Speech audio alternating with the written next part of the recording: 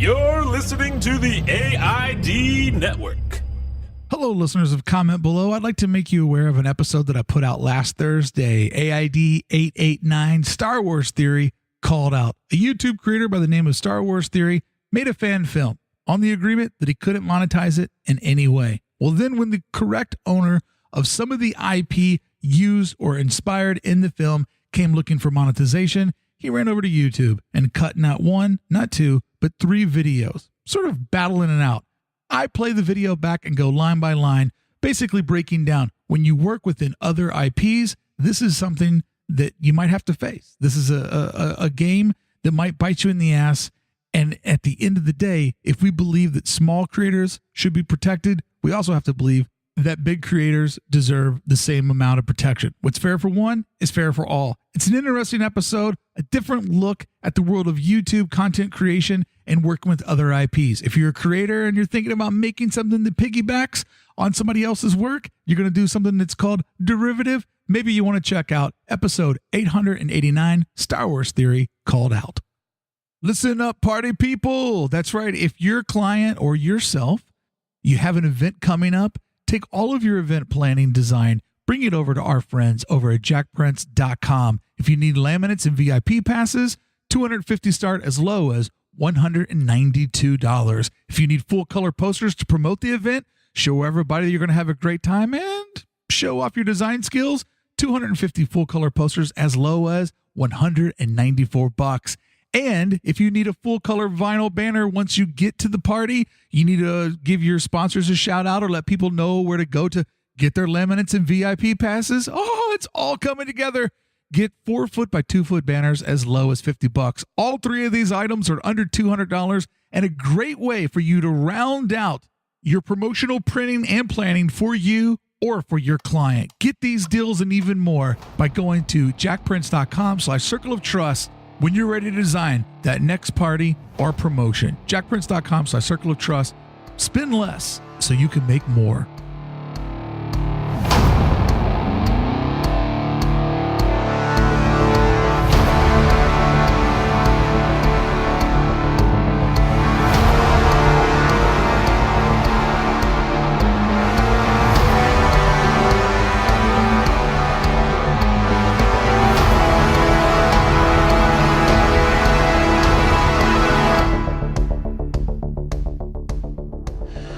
Good morning and welcome. Whoa, it's early out here on the West Coast. I can't hit that high register. Good morning and welcome back to Comment Below.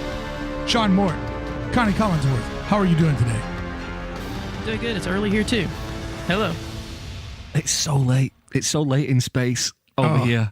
No, I'm good. I'm feeling good. I've just had a game of badminton, so I've stretched all my limbs out. So, very English today. Like badminton, you went outside and you played this with one of your mates?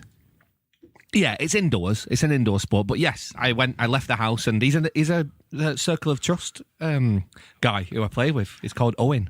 So he's just run me around the court and beat the shit out of me at badminton, which was fun. Hold on. Thanks a lot, Owen. You twat. 2 things I'm amazed. There's somebody else that's aware of AID over in the Snicket. Yeah. And badminton is such a big deal that they make indoor places to play it? So we have like multi-purpose courts. So it's a basketball court, and then it like doubles as a 5-a-side football pitch, and then it's also got like space for badminton, and they'll do like have like gym things in there as well. So yeah, but you book that space and play badminton. Connie, try and play once a week, but man, it's so hard. Go on, Connie. Don't you think of badminton in the U.S. as like a $20 game that your uncle bought from Kmart? As well as jarts, and it was just something that people kind of put it together on their side lawn when they're having a barbecue in the summer in the 70s. Man, it's exactly how we did. On Sundays, my mom would cook a big dinner. Family would come over. We would play badminton during the day. And I had parents who didn't really care anything about sports, but they became ridiculously competitive over this badminton game.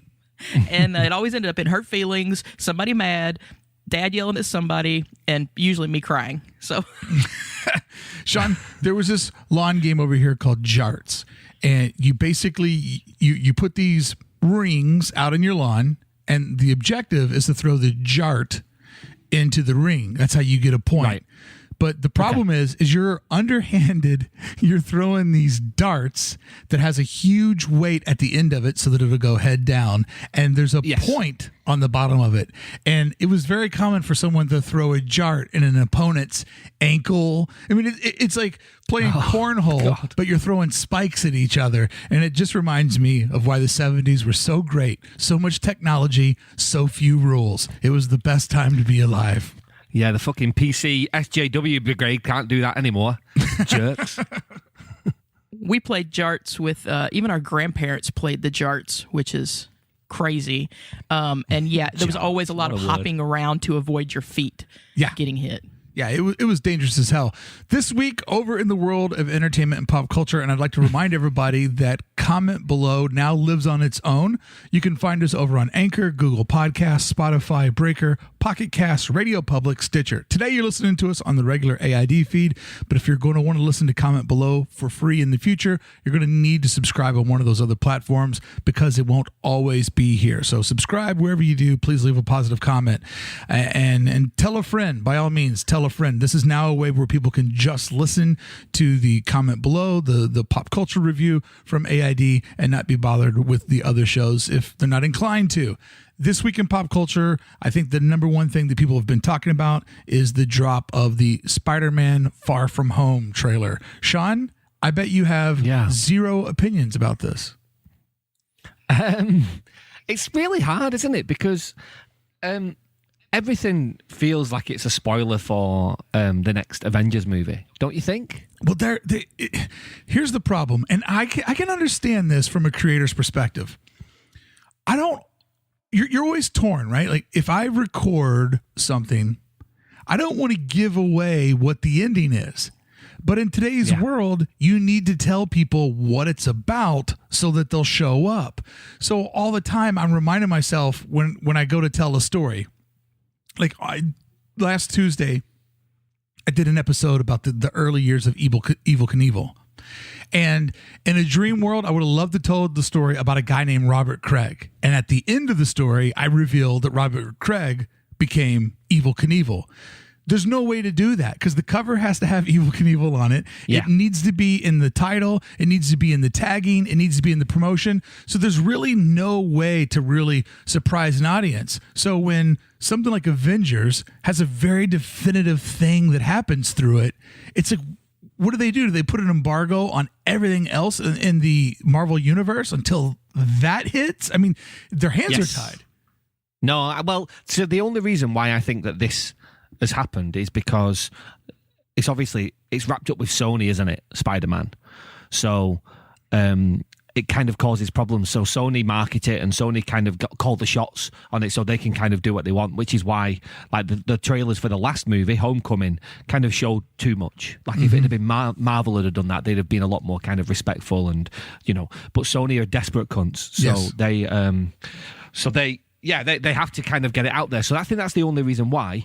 I think if any company could do what you're talking about, I think it would be Marvel. I think that 3 months, so end of April is Endgame, and then the end of July is when, or the middle of July is when Far From Home comes out. That I feel like that's enough time for Marvel to kind of get enough people in. Sony, Spider-Man didn't make that much money, the last one. It did well, but it didn't do hugely well. If they'd have just held off and then maybe dropped the Far From Home trailer like the day after that came out, or the week after it came out, or even just put it after, like as the kind of the end of Endgame, like that. This is the kind of the whatever it's called, like the post credits thing.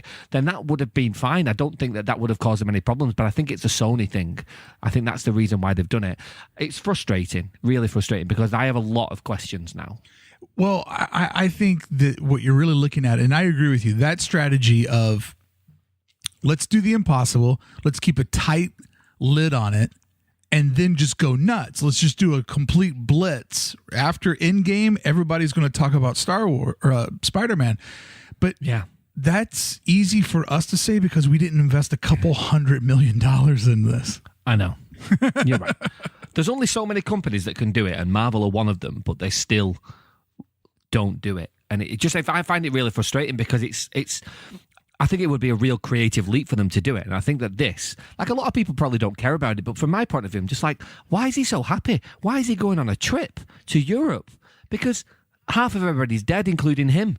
And also, if he's not dead, then, and he's back to life now, like, how's that happened? Like, he still wouldn't be happy. I've seen The Leftovers. Yeah. Like, regardless, so say he dies and then he comes back to life. He's not okay about that. You're not okay. That's going to cause some problems. That's going to cause kind of psychological problems to people. So then that leads me to think, oh well, is this a time travel thing where everything just gets kind of reversed and brought back to normal? And because there's just no world in which everyone's just like, oh yeah, I'm just going to go to Europe for a couple of months or whatever. I'm just like, no way, absolutely no way. The world would be in chaos. Here's the problem that I had though with the Avengers when you and I reviewed it on the show last year. I loved it. It was so great to see that many heroes in one movie. And I believe on one hand, it completely lived up to the epicness that you thought it would be. But I didn't cry. It wasn't an emotional movie for me because Marvel films have taught me there's zero stakes. Anyone at any moment can come back with timelines and space travel and different characters from different, universes and different portals. There's no stakes in anything. So I just watch it going, at any moment, anybody can die, but any moment, anyone can come back to life. It's not like when you're watching a really good TV show like The Wire and you're like, oh my God, they just randomly killed one of the most key characters. And now I'm going to end this episode and go mourn it because how will this show ever be the same without blank? And I won't even spoil it. And it's been out for fucking 20 years now. And I won't tell you the scene that took my breath away. It's really hard because I see it. I try and look at it as though it's a real thing. And I just think if this was my life right now and the snap happened and Ruth and Henry got snapped away, and then whatever. Oh my God, you'd be partying so hard. This is what I'm going to say. I'm doing so much shagging, it's unbelievable. And then, say Ruth, in a year, say it's a year. Yeah. Say it's a year. Yeah. And I do go out and do loads of shagging. I probably won't, but I want to. Right? And say after a year, Ruth comes back, she's unsnapped, and she comes back. Not everything goes back to normal there. No. I'm like, oh yeah, Ruth, I've had my year, it's been great, that's totally fine, I got it out of my system. But Ruth's like, you did loads of shagging while I got dusted. That's really frustrating. So I just think not everything goes back to normal, and it's really frustrating, and I don't know. I just can't quite get it into my head. It looks like a fun trailer, shenanigans. Nick Fury's having a laugh. He's dead. So how does that work? But oh God, I don't know. I'm excited for it. It'll come out and I'll watch it. But fuck me, it doesn't half mess with my head. You bring up my problem with heaven. Okay, heaven, of just course. One. Yeah, there's a couple problems, but my big problem with the theory on heaven is that none of us are getting in, by the way, so you don't need to worry about it. Connie, you're not getting in. No way. No. Fucking no chance. So here's my problem though. Let's say that something bad happens and Beth goes away, right? Or let's do it the reverse way around. Let's say something happens to me and I go away, okay? So now I'm up at heaven and then I'm just hanging out like a cuckold, watching Beth, date for a while and then getting her next husband. She would be knee deep in it as well. Oh, just can you imagine? Just pound it all the time. And so then, let's say that after a while she can sort of, deal with the fact that I'm gone and she meets another guy and settles in and falls in love again, which I would want for her. I'd want for her to be happy. But then her and that guy get into a car wreck and they show up in heaven and I'm like, about time. Been waiting for you for 15 years. Is Roger going to live with this? Because I'd like to know what's going to happen to Roger. I mean, think about the awkwardness of when these people show up in heaven and they're like, yeah, you were great 2 wives ago. And then the other thing, I'm currently right now responsible for 3 fucking dogs running around heaven. Where are these dogs right now? Are they in a fucking kennel? Is Baxter sitting in a cage waiting for me to die? Or am I the asshole that just has dogs that are roaming in the streets of heaven? The streets are paved with gold and my fucking dogs are pissing and shitting in the streets. Or does Momo have a better trailer that's just covered in everybody else's dogs? And she's going to hold on to my dogs until I show up. But then they're going to be like, Momo, let's just do whatever the fuck we want. I don't want to go live with you because it's awkward with you, Beth and Roger. What the fuck's going to happen in heaven?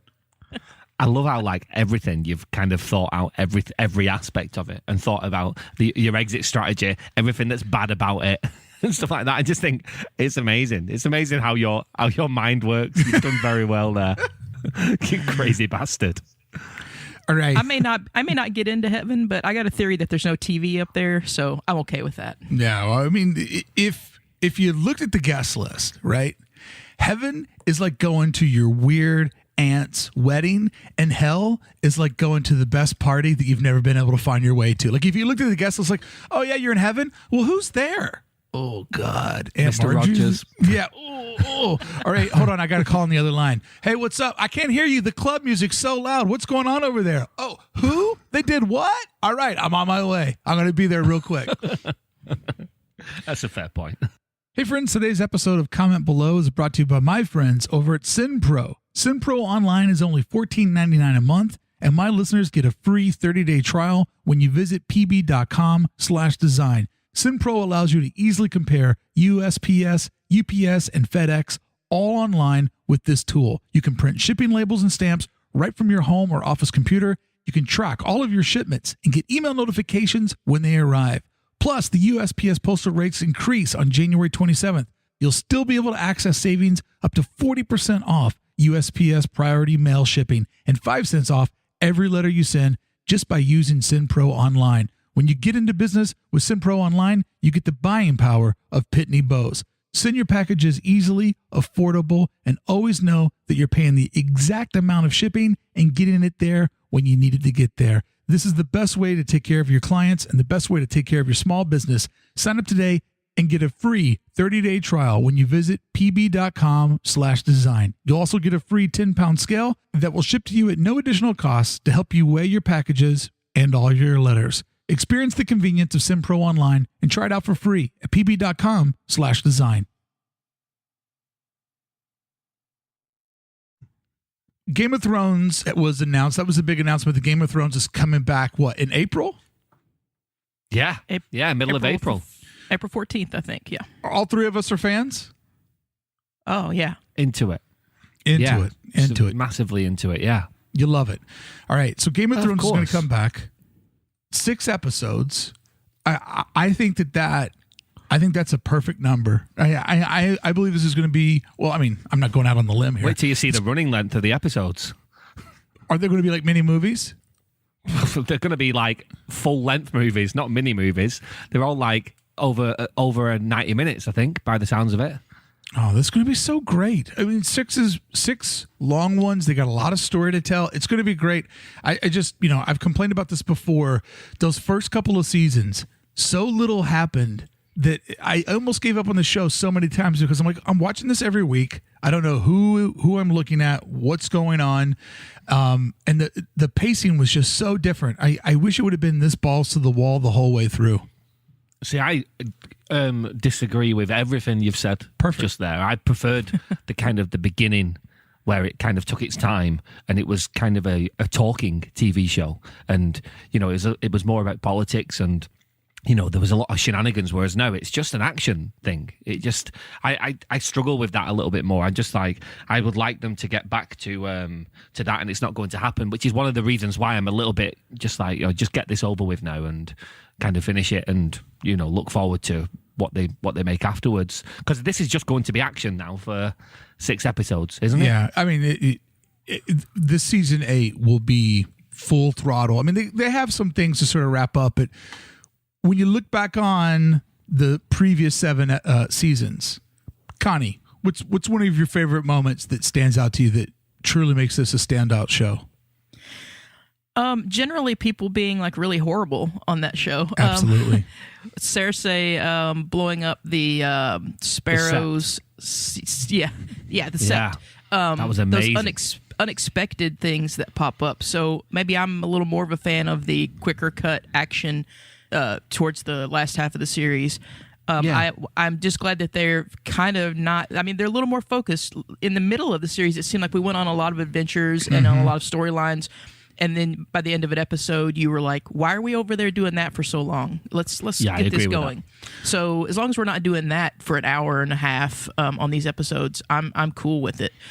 There's so many moments to to like, but I mean, anytime there's dragons just destroying and burning the flesh off of people, it's great. Anything with Khaleesi, I don't know. Let's not Jon Snow. Let's get a little less of him, but I know we're not going to get that. Yeah. No, he's stupid. He's so handsome. He's not very good at what he does. He is. He's not good at what he does. He's not. He's useless. I just Sean, think for it's you, pointless. what's standout moments when you look back on 7 seasons of good TV? I think, there are the marquee moments, but I think Hold the Door is the best moment. You took mine. You took mine. I mean, sorry, man. No, it's some time travel shit. Dude, I can still remember all of the details of that morning. I was sitting in my dad chair, and it happened. And I remember my posture was like, I sat up. I completely got full attention, and I sat up. And Beth tried to talk to me, and I just go, no. Not now. And she looked over and just saw I had full tears in my eyes. And she just kind of slinked past me. And she's like, what was going on? I'm like, I just watched one of the best hidden things in a TV show for years. And I tried to explain to her the magic of Hodor, and how we'd heard it 10,000 times and never knew that it was a map to something else. And I just couldn't get it to resonate. And then I thought, you know what? Maybe I should just die and go to heaven now. Can you imagine that, George R.R. Martin has probably wrote that 25 years ago, and has been sitting on it for 25 years, and then it just got tossed away at the end of an episode. He didn't even get a chance to kind of do it himself because partly because he's given up on writing the books or whatever. But imagine the frustration of having that secret and then telling two idiot dudes who were going to make some shitty Star Wars movies and just being oh yeah, by the way, this, and then they just kind of tossed it away, and they did a great job, but it's still just that's 25 years in the making, and they've just been yeah, we're going to make a TV show and it's going to have loads of action and blowing up, because I don't think that is what Game of Thrones is to him. It isn't all of the action and the blowing up and the kind of the quest for this big fight at the end. What they gave us with that is, the scene in regular movies where a character, we're going along a journey with them and we know some things about their life that they don't, like maybe a time travel or a lost memory or something like that. And then when something clicks and they start to get the flashbacks and put the points together of the movie. Oh. We had one of those with that where instantly I was reliving every time that he said that, and why I just skimmed over it and it wasn't important at the time, and then the gravity of it hitting was like a punch in the chest. Yeah, no, I agree. Well, you can have Hold On, Mark, and I'll go for Hard Home, because that so Hard Home is when they all first encounter the White Walkers, do you know? Oh, yeah. Which is amazing. And at the end where they're slinking off on that boat and they've just realized what they've seen and they're just oh my God, we are fucked. Oh yeah. It's yeah. Unbelievable. When they're in those, and those boats are so cold. I was shivering watching that, and I was, sitting in LA, probably on a couch with a blanket on me and a hot dog at my feet. And they're on the back of that boat and they're doing the math of, this is an army that even when you beat it, it gets stronger. How do you fight the dead? Because the dead are always going to outnumber the living. There's the numbers are always against you. And just that look on their face of we are so fucked right now. Completely and totally fucked right now. That world contains some weird shit. And they know that it does. There are things in there that are fantastical, but that must have been such a mind-blowing moment. That's when people talk about how, if you brought Einstein back from the dead and showed him an iPhone, that he'd have a heart attack and die straight away. It's that thing. It's just that is so mind-blowing. Can you imagine just hearing all these things and then seeing that, and then just seeing your friends come back to life? Or was that when the giant, is it one? Is that when he comes back to life as well? Yeah. And so he's there and stuff, and you're just oh my God, what are we gonna do now? It's a magical moment, and that was an action beat, and they did so well with it. It looked so good, but that was just absolutely heart in the mouth, crazy. I loved it. How they could beat the dead, right? Go on.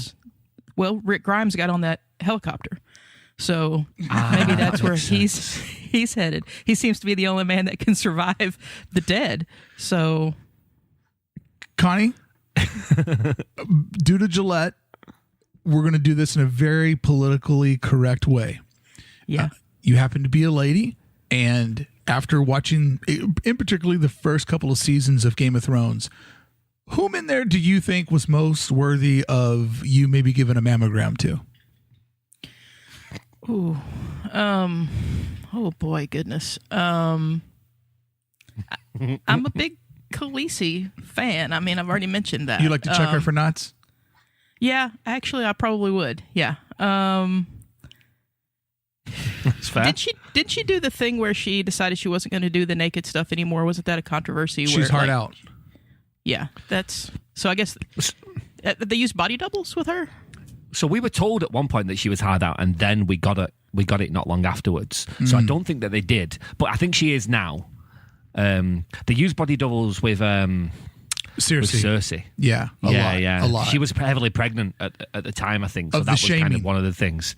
Yeah, shame. Yeah. And they use like a 25-year-old's body like on Cersei, and it's just like, what are you doing, you gross human beings? But yeah, it's I don't want to examine her. That's okay. Could you imagine? No, she's the worst. Could you imagine you're the 25-year-old girl and you're sitting at home and go, hey, that's not my head, but that's definitely my body right now that everybody's pissing and shitting and throwing trash at. Like, that's my body right now going down that road. The shame scene. What a break. What a fantastic moment. You know, one of the things that Game of Thrones taught me, and this is something I go back to all the time, is I hated King Joffrey. Just the look of him, the smile he would get on his face when he was literally pissing on others and taking advantages of others, just the privilege. I hated him. And then the moment that he died, I immediately go, oh God, what am I'm going to miss hating King Joffrey. And I've had so many moments since 2017 where I go, I fucking hate the president. I hate all the shit that he does. I hate how he's disgraced the office. Oh my God. What am I going to do when Trump goes away? Like, literally, I spend 2.5, 3 hours of my day watching news just specifically about him. When he goes away, what am I going to do? I'll probably just write like one screenplay a week. Like, I'll be the most successful guy in the world because I won't have my Trump hours anymore. Like, I hate to say this, I'm going to throw up a little bit, but I'm absolutely in love with Donald Trump. I'm in love with following everything that he does. Oh Lord. Yeah, you're going too far now. I can understand what you're saying, but fucking hell, like I would trade anything for him to go away. Like I know what you mean, but like he's not here just for your entertainment. Can you imagine? He's your jester. Fucking hell. That's how I feel about Andy Bernard on The Office. He's just like, he's Joffrey. He's like this rich, entitled motherfucker.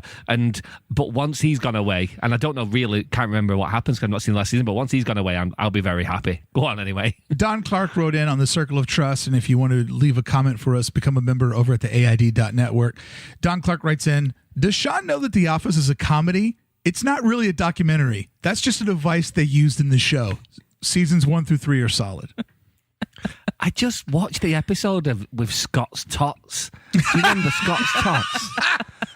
Like, Ruth was like, I can't watch it. And I was just like, I hate it. I hate everything about it. And I'm just like, I was like, he'd go to jail. And I know that it's a comedy. I know that it is. And there are definitely funny aspects of it. And I find myself laughing every now and again.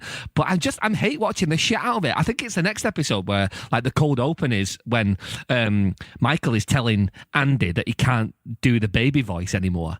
And I'm just like, I was just sat there and I was just like, I just want to kill myself. And Ruth was like, why do you watch it? I was like, I don't know. It's the worst thing ever. But anyway, I know. I've got an office problem, but it's nearly done, right? Gabe's just come in, so it feels far away. The way you talk about this watch of The Office, it's like that you and Ruth are in a bunker somewhere, and it's the only videotape that got put down there for people to watch. And like, I mean, it's like I'm like, why are you continuing to watch it if you hate it this much? Because I feel like we don't really have a huge amount to watch. It's just something to switch off, and we put it on in the background, and we just do it while we eat snacks and just go one day closer to death. That's what it feels like. Wow. You've got Sweet Netflix. release of death. You've got Netflix over there in the Snicket, though, right? Yeah, we do, and there's loads of good stuff on there. But I'm just like, I don't want to find something new and have to concentrate on something. Sometimes I just want to switch off. Sometimes I just want to switch off and just be like, you know what? Let's just watch something easy and not have to think about it. And well, that's for me. That's Mad Men. I just did that this last week. I was like, should I go in for round 7 on Mad Men? That's mental. I can't switch off and watch Mad Men. Oh, I can't. Well, she knows like, every line of it, so to Yeah, her, it's just like 'cause you've seen listening it to all. a good record. Well, I know every line of it, but in every rewatching, I could probably go back and give you something different. I picked up some line I heard, some inspiration, or something out of it. It's like it's so layered that when people tell me, "Oh, I couldn't get into that," I watched the first 2 and I turned it off. I just write them off from my book. They're not anybody I'm ever going to talk to again. Yeah, which is understandable. I could do the same thing with The Wire. Like I've seen The Wire 3 times all the way through, just marathoning it, and I absolutely love it. And I once contemplated, I'm like, what if I just really made The Wire my religion, and every Sunday morning I just got up and watched the next episode of The Wire, and I just did that for the rest of my life. Sean, you brought up Scott's Tots, which is an unbelievable episode of The Office. I put it up there in my top 5 next to The Dinner Party. The Dinner Party is the best. It is possibly Horrible. It's possibly the best sitcom episode of all time. Are you being serious? 100%. That's mental.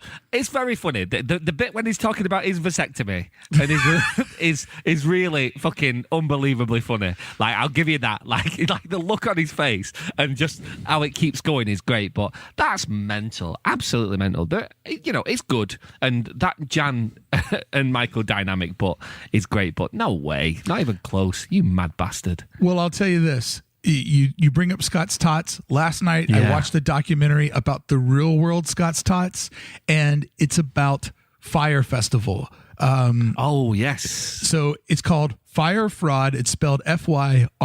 This is the Hulu one. Yes, this is the Hulu one. As time of recording, here's what happened. Netflix announced that they were doing a documentary about Fyre Festival, which you may remember a couple years ago was this festival where they basically promised all these millennials that they were going to go on like the most amazing vacation festival. Was it the Bahamas? It was in the Bahamas. They were going to have their own island. There was going to be all these big bands playing, and it was just going to give you all of those Instagram moments. So you're basically promised that if you went there as an influencer, it was just going to elevate your status, and everybody at home was going to be dying of FOMO, and you were going to be perceived as the real deal.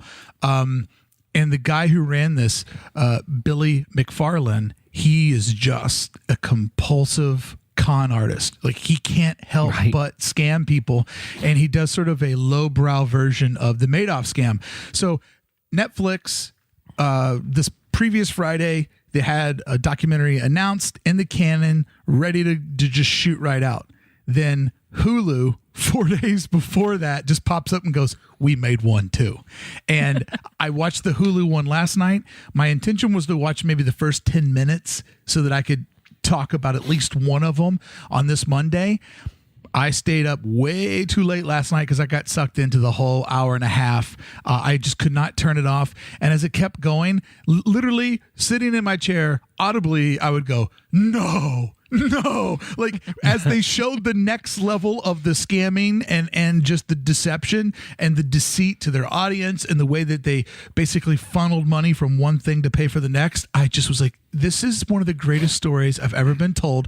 Don't let this stop. And it doesn't stop because on Friday, there'll be a second one for me to watch. So if you haven't watched either of these, right now there's 2 documentaries about Fyre Festival. I haven't seen the Netflix one, but I can highly recommend the Hulu one. So I don't think Hulu is Hulu isn't a thing over here. So I'm not going to be able to see that one. I've heard that it's better than the Netflix one from like looking at some reviews and stuff. We're gonna see the Netflix one tomorrow because this is absolutely fascinating. I'm genuinely excited. It's not something I know a huge amount about, but I know enough to have piqued my interest. Ruth has no idea. She basically doesn't know what Instagram is, so she'll be like completely like hooked in by it in the same way like she was with the Bros thing. It's just like one of those things that kind of sounds pretty shitty if you don't know about it, but then when you peel off the layers and you're like, oh, okay, this is like fascinating. So yeah, I'm glad you saw it. It's a strong recommendation. I didn't know these were out yet, so I'm gonna check this out because I remember watching this real time, like on Through social media. And it was almost like one of those, drop-in reporters, like on a scene of a hurricane or something like that, like little reporter footage popping in, people with their Instagram stuff and stories about this tragedy that was going on, but it was supposed to be like a festival, and there's just some people like screaming and running around, and there's no toilets and there's no food, and how can we get out of here? So I'm super into it. It's hard not to feel sorry for them, though, isn't it?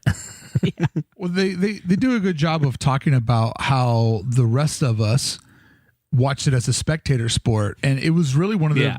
There's been a couple times in my life where something was, it's popping live, and you go over to Twitter and Instagram and you start following people or following hashtags, and you can just watch a live event unfold in front of you. And I always say that, imagine September 11th if the iPhone had been invented. Like the iPhone would come 6 years later, and just the way that now we can capture every moment from every single angle. Like the next time there's a massive, man-made disaster like that, the amount of footage and storytelling that we will have will be insane. Like, for example, in Boston, when there was the marathon bombing, yes, the FBI confiscated everyone in a grid. They got the data off of everybody's phone, and they were able to completely put together a timeline of every event from every angle, taking photos, footage from every phone. They were able to composite a complete rebuild of that moment from all the different sources of data that was recorded within those couple of blocks. It's absolutely insane.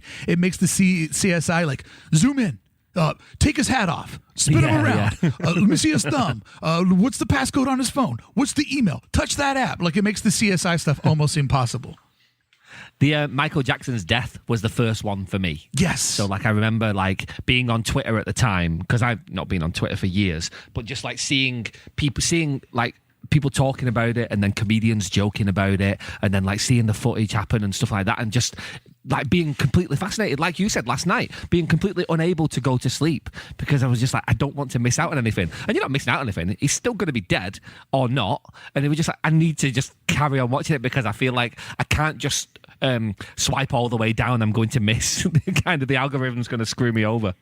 I'm a little salty about Michael Jackson's death and what happened with that. Not him dying, I don't give a fuck. But that happened in the afternoon, and I was walking through a store and started hearing about it, and I was already pissed because earlier in the morning, Farrah Fawcett had died. Yeah, he just buried her. She was the news and news for me and for a whole generation of people. And then that fucker had to come in and just wipe out my childhood for me, basically, right there, because I was full on mourning that. So Farrah's never gotten her due because he stole it from her. Yeah, dying just hours before somebody massively famous is one of the worst ways to go. You're never going to get your fair due. One of the other important things I think about Michael Jackson, and sort of really showing the way that the future was going to be ran, is that TMZ, because they're small and very independent, they were able to break that news a solid, I think, an hour and a half before any of the networks or CNNs, because CNNs and the networks, they get that news, they have to verify it, they have to clear it through legal, they have to do so much shit before they can send out that news alert. And TMZ already had covered it, had photos. Wild West. I mean, they were way out in front. And I was like, man, in the future, things are just going to move a lot faster because of, the independent creator. I'm just going to switch topics for a second. Sure. I apologize if I'm going to if I'm going to steal your thunder. I just wanted to ask a question, because this is something, to speak about the Fyre Festival and stuff, things that we don't really get over here. How's R. Kelly doing at the moment? Dude, speaking of, every day there's TMZ news alerts about R. Kelly. It just gets worse and worse and worse for him. Every single day there's somebody new that's turning on him. There's a new, sort of a legal trap for him to walk into. I don't know how someone in that much shit, caught up in that much negative attention, I literally don't know how the fuck. I mean, granted, he deserves all of it. He deserves more, actually. He should be in fucking jail somewhere for the things that he's done. But It was 20 years ago. He married a 15-year-old. There's no statute of limitations on that shit. No, I'm saying he married someone 20 years ago. So I'm not saying it like that. I'm saying he did something bad 20 years ago. Like, it's crazy that he's still out there making songs with people and all these people are apologizing. Everybody knew that R. Kelly was a shitty person and had done bad things, but he seemed fireproof. It was crazy. I spoke to this. I apologize. I don't know if I talked about it on the podcast, but I did Pitchfork Festival 3 years ago and R. Kelly headlined it. And I was there just being like, he's a paedophile. Like, how can he headline a music festival? This makes no sense. And I know he's from Chicago, and the crowd were going crazy. And I was like, this blows my mind. But now all of a sudden, about 3 years ago, and now a different time, clearly. But it's good that it's catching up with him. He, just a few nights ago, went out to a club and just showed up at a club and sang over one of his tracks. And they showed the audience. Everybody there was bouncing and grooving and holding up their phones and shooting videos of him performing. Like, it's fucking insane. Not only did he do that, but didn't he also, like, right after the documentary first aired, he was at a show and he put up screens and he showed the documentary at his show? Amazing.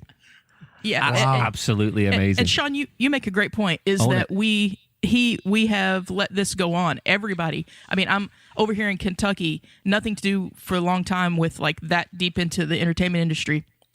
We all knew R. Kelly. Oh yeah, he's a pedophile. We know this. Yeah. How did that happen? How does that? It's because it happens on, like, little levels all over the place every day, and it was just an extreme one. It's like too much, to prove something, too much to get involved with, whatever. But I've only watched a little bit of that documentary, but the thing, it's like all of the women that are coming on there, and I'm certainly not condemning them at all, but it, like, really points a light on what we put a value on, because all of the women are saying, yeah, things seemed weird. It didn't seem right. Something was up. But he said he was going to make me a star. Yeah. He was somebody big and influential, and he had 2 songs, and we knew he was going places, and he was putting that attention on us. So, and then they're dragging their friends in too. It's like, okay, you're already in a shit show and you know it. Right. And then he says, can I get a plus one? Yeah, go get me some girls. And you're like, oh yeah, let me go find my cousin and my friend and go to the mall with another group to go snag people. It's like, what is that mentality that we have? And then, there were parents that saw things and knew what was going on. And like I said, I'm not all the way through this yet, so I know that's going to come up. But I'm not putting any blame on anybody except society of what are we willing to give up to fucking be famous? Well, this is it. That's the whole point of this, right? Is that, I mean, the Michael Jackson thing was the same. Yeah, there's obviously in the R. Kelly situation, there's, like, the powerful male dynamic, but just even putting that aside, it just goes to show, like, if somebody has power and somebody has money, they're so easily able to take other people and just put them under their wing, mislead them, misguide them, get whatever they need from them, because there's just people out there that just want all their problems to go away. And they think that if they can get some of that money and some of that power, then it's really sad, because it goes to show the stress of being broke and being poor and not seeing a way out, that I will endure whatever I have to go through just to hopefully get some of that peace on the other side. I find that part of it to be incredibly sad, that people are just willing to give up any part of them to try to find the piece of success on the other side. It's fucking mind-boggling. Yeah, agreed. So with little Mark in Louisville getting away from his stepmother and running the roads around there, skateboarding and having just a shit life that you've described to us Chase a lot. Bricky. Yeah. So just go back and think, like, at that point, if Michael Jackson shows up into your town and you have the opportunity to go hang out with Michael and Bubbles and Macaulay Culkin and Corey Feldman, are you, like, down for being the third part of that trio? Let me tell you, it would have not been child abuse or whatever, because I would have been a willing participant. I mean, if it was literally like, you can hang out with this wild crew, but you're going to get taken away from here and you're going to get to go live someplace, which is also a mini amusement park. Smell you later. Yeah. No, that's understandable. Kentucky what? So I mean, I understand how you could be in a situation where you're like, yeah, I mean, R. Kelly's a fucking scumbag, but have you seen the housing project that I live in and the people that I'm surrounded by every day? At least when I go here, yeah, he's fucking mean to me, but he buys me a new purse every now and again when he needs to win me back and when he's on the brink of losing me. Like it just, manipulation is so easy when people are that desperate. And that's the sad part, that these young girls just due to, when you're young, you think you know everything, but you have so much more to understand. And if they could just realize that what we've all realized is that on the other side of money, on the other side of power or whatever little bit of fame you get, it only creates more problems. There's no happiness there. Like everything that he's promising these people is completely false. But when you don't know that, you just take the bait and you go for it. And this has been a proven scam that's been able to be worked on people since the beginning of time. Yeah, it's crazy. I only mentioned R. Kelly because it's something that's been kind of hitting like really hard online, but it's something that I can't watch again over here, and it's like super frustrating because I'm fascinated by the whole situation. I don't really know a lot about R. Kelly other than his bad things. Like I don't think I could name a song that he's done. The I Believe I Can Fly is one. Oh, I know come on, that. dude! It's the Keys to Ignition remix part 2. Yeah, I don't know that. Yeah, you do. If I played it, you would know it. Right. Okay. Well, I had a conversation with people about this thing because again, this is something that has been going on for years, and people talk about R. Kelly, and I'm like, oh, R. Kelly, the paedophile, great work, but they don't see it. But like I said, people seem to see it now, and the pennies dropped. So I guess it's not a bad thing. It's crazy that it takes somebody to make a TV show for it to actually happen. But Connie, goodbye. I want to just give you an award for well played on making me see this from a completely different direction, because when you pulled that example to me, the MJ example, like I'm now completely seeing this from a different perspective because I could have easily been one of those R. Kelly girls. Like I understand how you take the bait. Like it's so easy for us all at this age to be like, well, these people are being dumb, but at their point of life, they're just going to where they think they're going to find some sort of happiness.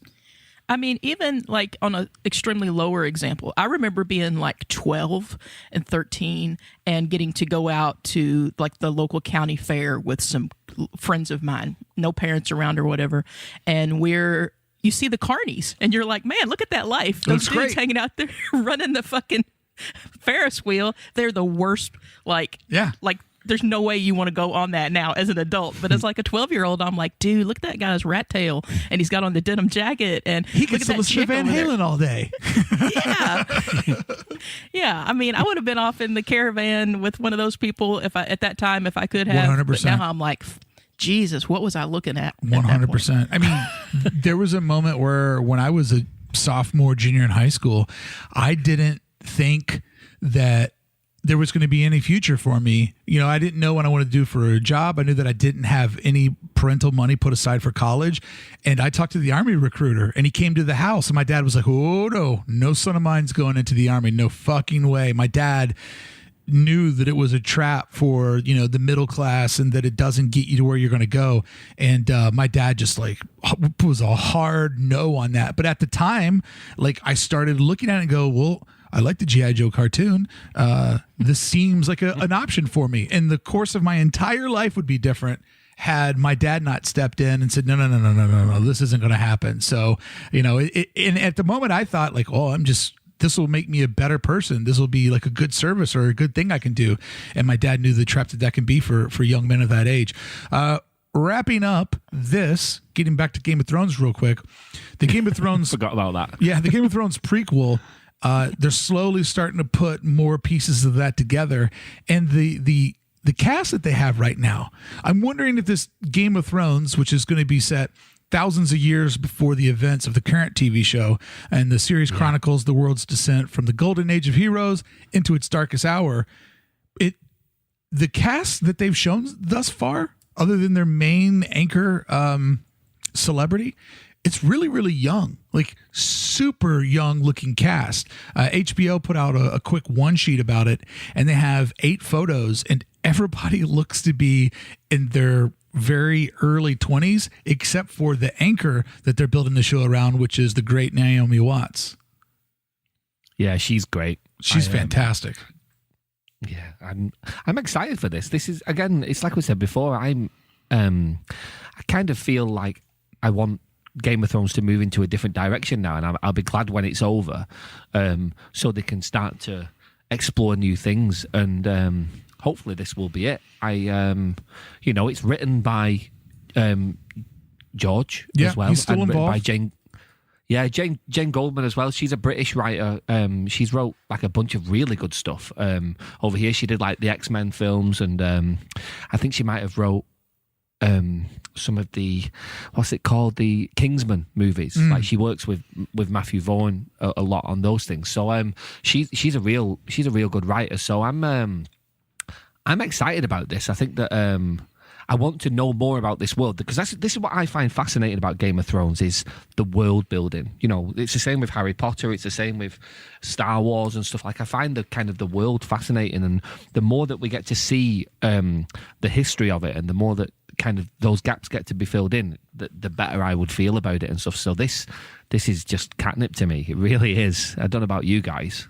I mean, there's no way that I'm not watching this series. This series, though, going real far back, showing the very beginning of Game of Thrones, for whatever reason in my mind, and I don't know if there's any logic in this or not, but this idea in the back of my brain is tethered to the Star Wars, the series that the guys actually that do Game of Thrones right now are going to do, where they're going back to the old Republic and sort of showing the origin of how the Star Wars universe that we know sort of got launched. So they're going back, thousands of years or whatever behind that. And I don't know why, but in my mind, these two are very, very similar. So I'll be happy when these sort of get fleshed out, that I can divide that, like, oh, it's not the same project. They're two different things that just right now seem very familiar to me. Well, They hopefully really do. this will be like Better Call Saul, and Yes. It'll be, we'll have a sort of a familiarity with what's going on, but we're going to go see a whole different cast of characters that sort of keep us related to it, but they have their own stuff.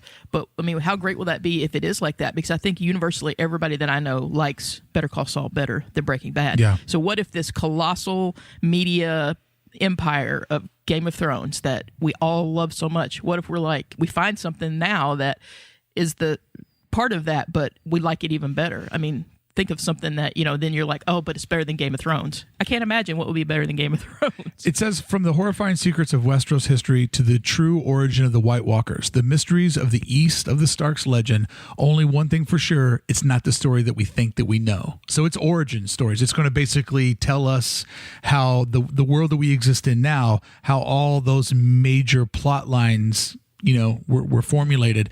I'm curious when they do something like this. And also with, Better Call Saul has a really clever out that I'm begging Vince and the boys to just, I'd love to start one season and go, oh my God, this whole season, we're just going to be after Breaking Bad. It's just going to be the Cinnabon years. Like, I would love to see that so much. But on something like the Game of Thrones prequel, they have thousands of years between this and what we've all seen now.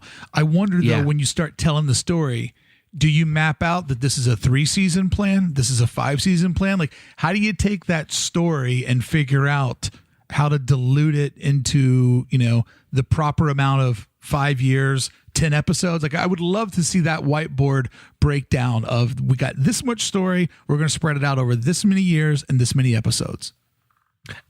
Yeah, it's fascinating. It feels like a real open book. The fact that they've gone so far back, it's just like, well, we can do what we want. So hopefully, HBO seem to really have a handle on what they want. They're happy to kind of, they seem to be quite tight with storytelling and stuff. So hopefully they won't let it get out of control. I mean, the thing is, Game of Thrones is a cash cow for them. Yeah. So I'm sure that just more Game of Thrones is better. I don't know if you have seen this in any of your research, but is this the only prequel that they're making? Because they commissioned like 6 scripts, didn't they? And this one was definitely getting made. But I thought that there was another one. Am I wrong about that? No, you're totally right. They did explorative commissions where they had different people and different crews sort of like, hey, if we gave you the Game of Thrones universe, what little bit could you, chisel off and what story could you tell? As of right now, what I'm aware of, this is the only one that HBO's getting behind. But who knows? Right. Who knows what their plan is? Like, okay, so we can run this one for 5 years, and then this other idea that somebody has, we can, because I think that they're going to really try to make Game of Thrones their version of like a Star Wars or a Star Trek, just something that doesn't go away, that they just keep taking another little piece, because they're probably hoping that this series launches another folklore that they can dive into further. I'm intrigued by this Naomi Watts casting. Like you're interested in the whiteboard. I like the casting of this. Like, who is she supposed to be in relation to current characters? Do you know? Do we know yet? We don't know who any of the characters are. Idea. They've just given us the headshots. She's a socialite, isn't she? She's like a socialite. She's kind of, somebody who is kind of rich and supposed to be a bit of a nightmare. So you get like Cersei vibes to a certain extent, but that is it. But thousands of years. All I've heard. If you trace my bloodline back thousands of years, so if you go from me, it's still trash. Oh, absolutely. If you go find like 4 years. If you went back from me right now to, whomever I came from 1819. And Alton B. Cotton. That's only 200 years. Like, let's go back a couple thousand. Like, where did this bloodline come from at 18 AD? Who's that motherfucker? What disgusting piece of shit is that guy? Like, definitely right now being like, he's not the real Jesus. I'm telling you right now, that fucking kid who's a senior in high school with me, there's no fucking way he's a real Jesus. Well, Naomi Watts, if I'm in that boardroom and they're tossing around, gee, this Game of Thrones, biggest TV show maybe in history, what are we going to do in the prequel? Who are we going to get to anchor this thing? What's the big name we're going to announce? It's not Naomi Watts for me, although I love her, and don't get me wrong, and they've also done a really wise thing because she's going to, not that they don't have the gay audience already, because they do, they're going to get it by putting Naomi Watts in there. Is she a gay? She's not a gay, but she has played that, skirted along those lines in the David Lynch, Mulholland Drive. Oh, so she's created the fan base. And then also, she just had a show last year on Netflix that I loved and was totally into, and everyone on gay Twitter was watching it. Gypsy. It's a thing, Mark. It's a thing. I mean, if you get caught up in it, you might touch a penis somewhere along the line. I'm not scared of that.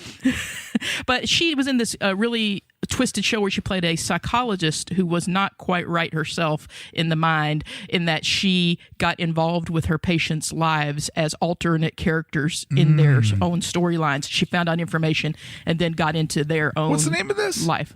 Gypsy. It was fantastic, and she was super gay in it. So they're going to pull in those. That got the worst reviews of any TV show that's like ever been a TV show before. See, that's my thing. That's my thing. If it's got gays in it, does it mean that it's just automatically great for you? Did it just get a pass? Is that how it works? It just doesn't. Flash a fanny and then you just swoon. Is that no? It doesn't. Unbelievable. Because there's a lot of gay, horrible shit out there. But I'll call you on that too. But I still watch it though. Well, that's fair enough. I understand Connie, that. Yeah. It can't all be good though. Connie, gun to your head. Worst gay show ever. Hey there. Thank you so much for listening to Comment Below today. I hope you're having as much fun listening to us talk about all the entertainment news as we are having this conversation.